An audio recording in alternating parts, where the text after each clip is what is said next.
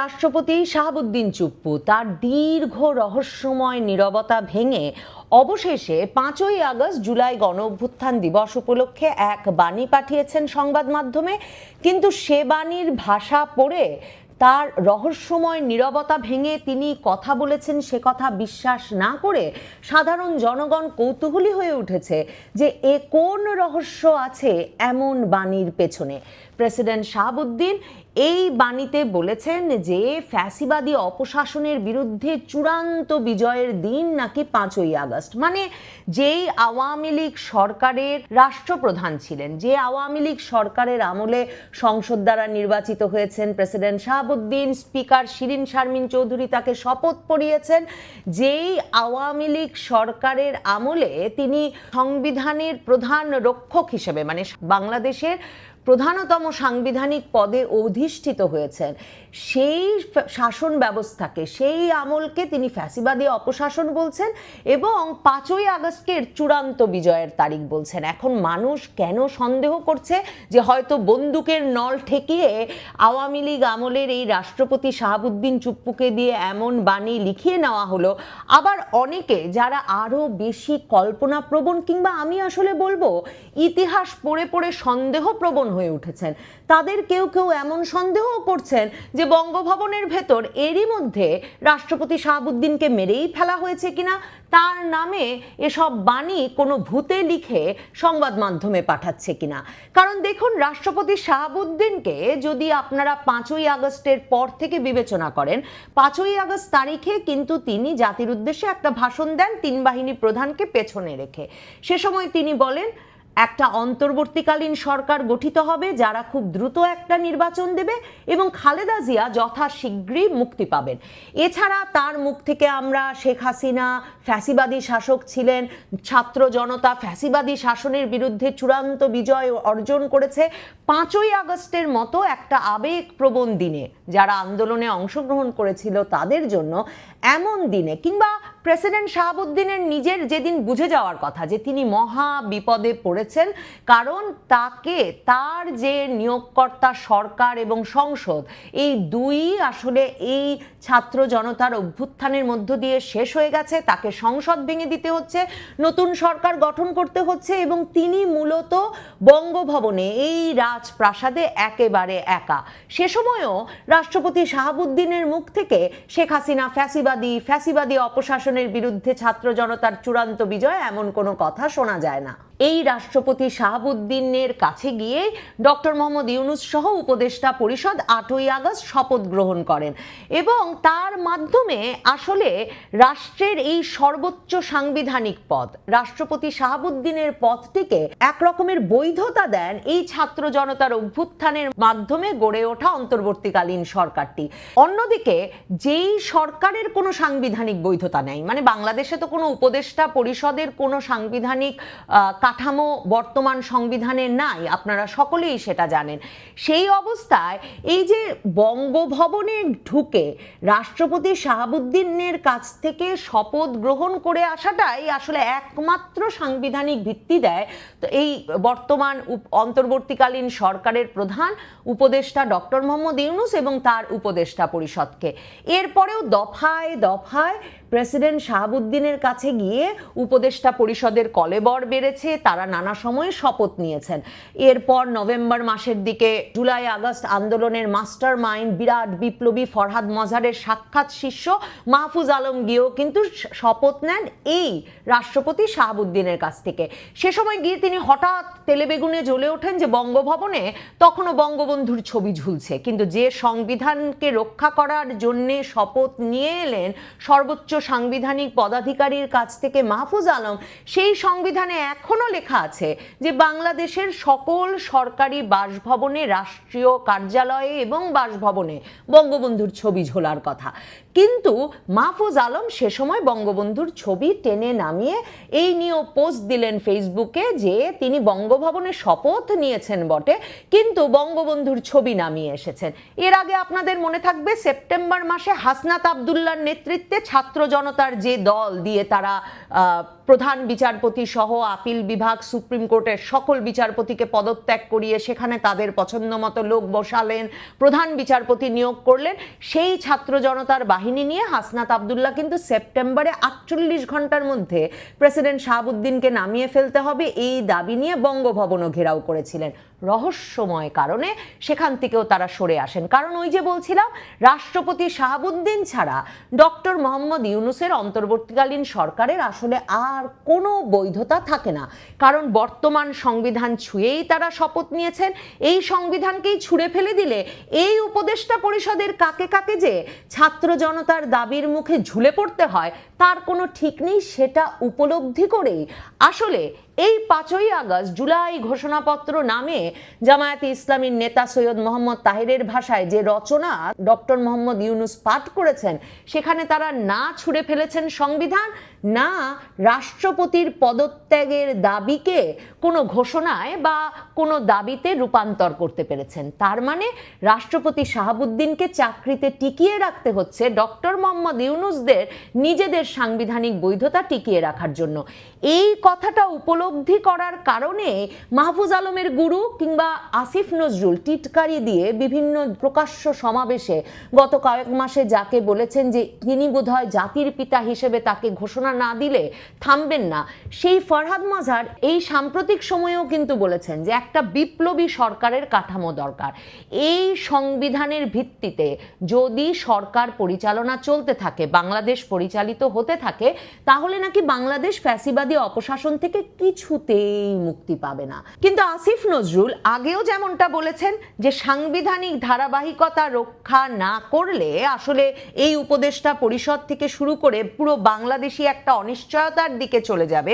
আসিফ নজরুল আমার মনে হয় এই কথাটাই ডক্টর মোহাম্মদ ইউনূসকে ভালো মতো বোঝাতে সক্ষম হয়েছেন।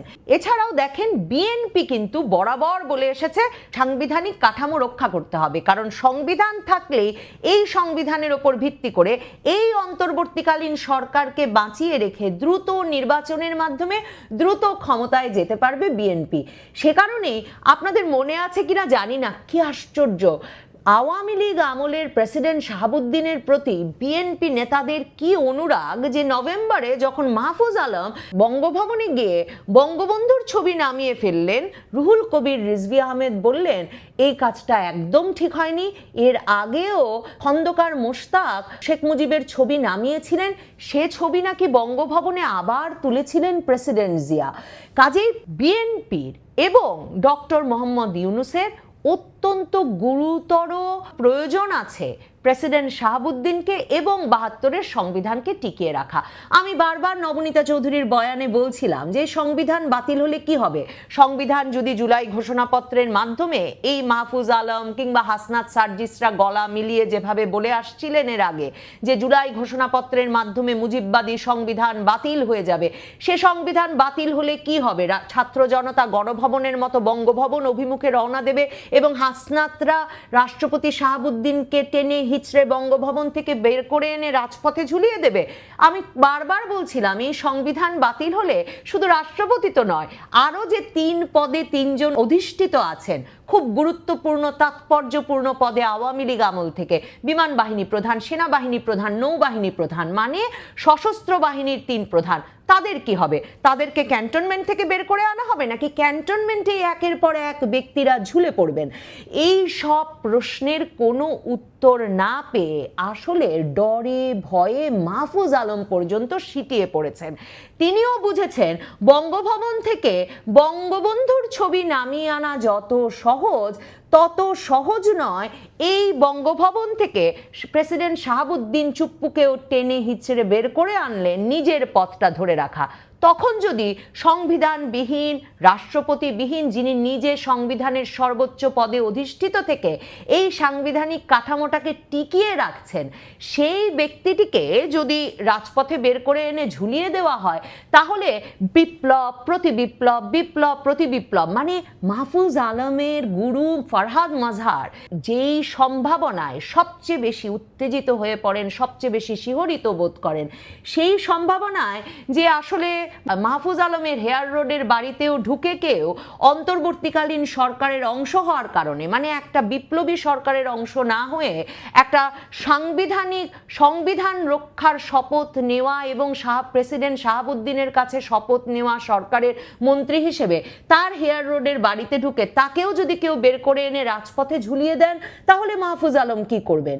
এ কারণে তিনি সেই ব্যবস্থা থেকে সরে এসেছেন। কিন্তু প্রেসিডেন্ট শাহাবুদ্দিনের এই বাণী, মানে এই যে ফ্যাসিবাদী অপশাসনের চূড়ান্ত বিজয় অর্জিত হয়েছে 5ই আগস্টে, এই বাণীর মাঝে যাকি, মানে লোকে যেমন বিশ্বাস করছে না, মানে ব্যাপক আওয়ামী বিরোধী জনগোষ্ঠীও যেমন বিশ্বাস করছে না যে প্রেসিডেন্ট শাহাবুদ্দিন নিজে এটা লিখেছেন, যুক্তি বুদ্ধি থাকা কোনো মানুষেরই সেটা বিশ্বাস করবার কারণ নেই। এই প্রেসিডেন্ট শাহাবুদ্দিনকে গত কয়েক মাসে একদম লুকিয়ে ফেলা হয়েছিল, এমনকি ঈদের জামাত পড়তে পর্যন্ত তাকে বঙ্গভবন থেকে বের হতে দেওয়া হয়নি।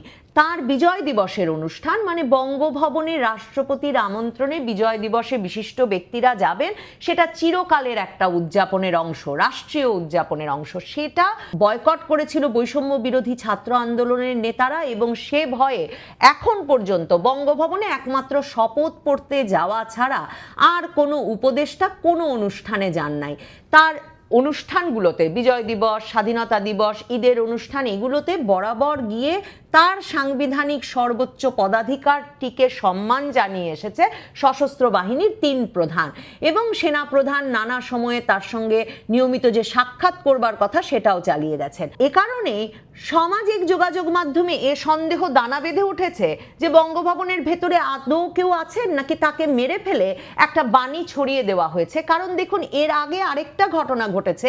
5ই আগস্ট জুলাই ঘোষণাপত্র ঘোষণার পর থেকে যেহেতু রাষ্ট্রপতি পদে প্রেসিডেন্ট শাহাবুদ্দিনকে, আওয়ামী লীগ আমলের এই রাষ্ট্রপতিকে বৈধতা দিতে হবে, কাজেই ডক্টর ইউনূস সরকার এর আগেও একটা চাল ছেড়েছেন। জামাতের আমির ডাক্তার শফিকুর রহমান হাসপাতালে তার সার্জারির জন্য সেখানে এমন শিরোনাম করানো হলো যে রাষ্ট্রপতি জামায়াতে ইসলামীর আমিরের খোঁজ খবর নিয়েছেন। তারপর ওই খবরে ক্লিক করলে আপনি দেখতে পাবেন রাষ্ট্রপতি নিজে তো যাওয়ার প্রশ্নই ওঠে না, কারণ তাকে তো বঙ্গভবন থেকে বের হয়ে নামাজ পড়তেও দেওয়া হচ্ছে না। তিনি এমনকি ফোনও করেন নাই। তার দফতর থেকে নাকি একজন কর্মকর্তা গিয়েছিলেন হাসপাতালে, তিনি রাষ্ট্রপতির তরফে জামায়াতের আমিরের খোঁজ খবর নিয়েছেন, এবং জামায়াতের নেতাকর্মী বৃন্দ সেই হাসপাতালে নাকি রাষ্ট্রপতির ওই প্রতিনিধিকে, মানে বঙ্গভবন থেকে যাওয়া ওই কর্মকর্তাকে স্বাগত জানিয়েছে, ধন্যবাদ জানিয়েছে রাষ্ট্রপতি খোঁজ খবর নেওয়ার জন্য। তার মানে জামায়াতের আমিরের খোঁজ খবর নেওয়ার মাধ্যমে প্রথম রাষ্ট্রপতি পদটাকে একটা বৈধতা দেওয়ার চেষ্টা হলো। তারপর এলো 5ই আগস্টের এই বাণী। কাজেই অনেকেই যে সন্দেহ করছেন যে বঙ্গভবনের ভেতর তাকে কেউ মেরে ফেললো, বা তিনি গৃহবন্দী অবস্থায় আছেন কিনা, তিনি ঠিক কী অবস্থায় আছেন, তাতে বাংলাদেশের ইতিহাস পাঠ করলে খুব বেশি কল্পনাপ্রবণ হতে হয় না। মানে বাংলাদেশে তো বঙ্গবন্ধুও তো রাষ্ট্রপতিই ছিলেন, বঙ্গবন্ধু তার নিজ বাসভবন 32 নম্বরে ছিলেন, কিন্তু সেটা তখন রাষ্ট্রপতি ভবন। সেই রাষ্ট্রপতি ভবনে তো সেনাবাহিনীর একটি অংশ ঢুকে বঙ্গবন্ধুকে সপরিবারে হত্যা করে পুরো ধানমন্ডি এলাকায় আরো কয়েকটি বাড়িতে গিয়ে শেখ পরিবারের নানাজনকে মেরে এলো। আপনাদের এটাও মনে থাকবে সেই 75 সালে 3রা নভেম্বর কি ঘটলো। ঢাকা কেন্দ্রীয় কারাগারের মতো সর্বোচ্চ সুরক্ষিত একটা জায়গায় গিয়ে জাতীয় 4 নেতাকে একসঙ্গে এক সেলে হত্যা করে এলো সেনাবাহিনীর একটি অংশ। তাজউদ্দিন আহমেদ, সৈয়দ নজরুল ইসলাম, এম মনসুর আলী, কামরুজ্জামানের মতো জাতীয় 4 নেতা যেই কারাগারের সেলে অবস্থান করছেন, সেখানে সর্বোচ্চ ক্ষমতাধর ছাড়া কারো পক্ষে ঢুকে এক লহমায় এদেরকে বন্দুকের গুলিতে ঝাঁঝরা করে দিয়ে আসা যে সম্ভব নয়, তা তো নিশ্চিতভাবেই বলা যায়। আর এটাও বলা যায় তখন যে বাংলাদেশের রাজনৈতিক প্রেক্ষিতে এমন ষড়যন্ত্র প্রতি ষড়যন্ত্র যখন ঘটতে থাকে, তখন আসলে সবই সম্ভব। তবে আমি দেখছিলাম যে রাষ্ট্রপতি শাহাবুদ্দিন জীবিত আছেন, সুস্থ আছেন অন্তত 28শে জুলাই পর্যন্ত, সেটার একটা নমুনা পাওয়া যায়। রাষ্ট্রপতি শাহাবুদ্দিনের সঙ্গে 28শে জুলাই দেখা করতে গিয়েছিলেন প্রধান বিচারপতি সৈয়দ রেফাত আহমেদ, সুপ্রিম কোর্টের কয়েকজন বিচারপতি সহ, সুপ্রিম কোর্টের বার্ষিক প্রতিবেদন প্রথা অনুযায়ী তার হাতে তুলে দিতে, এবং সুপ্রিম কোর্টের জনসংযোগ বিভাগ থেকে রাষ্ট্রপতি সহ প্রধান বিচারপতি এবং বিচারপতি বৃন্দের একটি ছবি সংবাদ মাধ্যমে প্রকাশ করা হয়েছে। হয়েছে। কাজেই রাষ্ট্রপতি আছেন, বঙ্গভবনেই আছেন, কিন্তু তাকে সম্পূর্ণভাবে জনবিচ্ছিন্ন করে ইউনূস সরকার বঙ্গভবনকে যে গুহায় পরিণত করেছেন, সেই গুহা থেকে রাষ্ট্রপতি এহেন বাণী, মানে শেখ হাসিনা ফ্যাসিবাদী অপশাসনের চূড়ান্ত বিজয় 5ই আগস্ট অর্জিত হয়েছিল, তেমনটা ভাবার সম্ভবত কোনো কারণ নাই। এই প্রেসিডেন্ট শাহাবুদ্দিন 1975 সালে বঙ্গবন্ধু হত্যার পর বঙ্গবন্ধু হত্যার প্রতিবাদে থাকায়, সে বিষয়ে আন্দোলনে থাকায় দীর্ঘ সময় কারাগারে ছিলেন।